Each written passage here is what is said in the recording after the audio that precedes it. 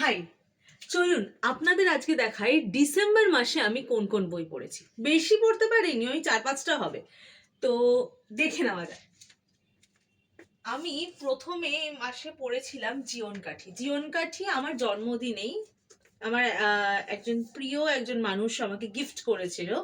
The cafe table থেকে প্রকাশিত এই বইটি সৌমিতা দাশগুপ্তের। এই বইটির মধ্যে অনেকগুলো ছোট গল্প আছে এবং গল্পগুলো মানে এত সুন্দর, এত অভূতপূর্ব টুইস্ট আছে বইগুটায়, মানে অদ্ভুত সুন্দর। এই বইটা আমি যাতায়াতের পথেই পড়েছি, অফিস যাতায়াতের পথে।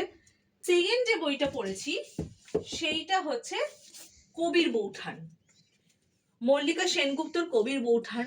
অনবদ্য একটা বই, পড়ে কিছুদিন আবেশের মধ্যে ছিলাম আমি একটা। যদি ঠাকুর বাড়ি নিয়ে জানতে চান কিংবা রবীন্দ্রনাথকে জানতে চান, রবীন্দ্রনাথ ঠিক নয়, ঠাকুর বাড়ির পরিবারকে জানতে চান, তাহলে প্রথম যে মানে ওটা তো একটা গভীর সমুদ্র, সেই গভীর সমুদ্রের প্রথম লেয়ারে যদি আপনি ঢুকতে চান তাহলে এই বইটা দিয়ে শুরু করতে পারেন।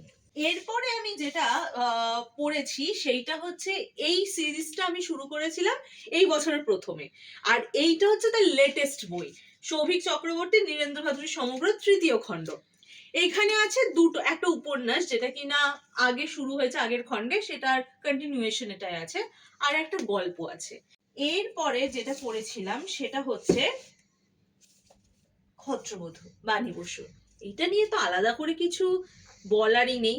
এখানে মানে গান্ধারী, কুন্তী, মাদ্রী এই তিনজন রাজবধূর মানে জীবনের কাহিনী বলতে কি তাদের তাদের চোখ দিয়ে জীবনের কাহিনী। আর যে বইটা আমি শেষ পড়লাম এই গত মাসে সেটা হচ্ছে মংপুতে রবীন্দ্রনাথ। মন ভালো করা একটা বই, এবং ওনার এই গল্পের মধ্যে দিয়ে আমি যেন মনে হচ্ছে যে মৈত্রী দেবীর সাথে আমি ওইখানেই আছি, ওইখানেই সমস্ত দেখছি, রবীন্দ্রনাথকে এত কাছ থেকে দেখছি। রবীন্দ্রনাথের মানে ছোটখাটো জিনিসপত্র উনি কি করছেন দৈনন্দিন জীবন, মানে এত সুন্দর একটা বই।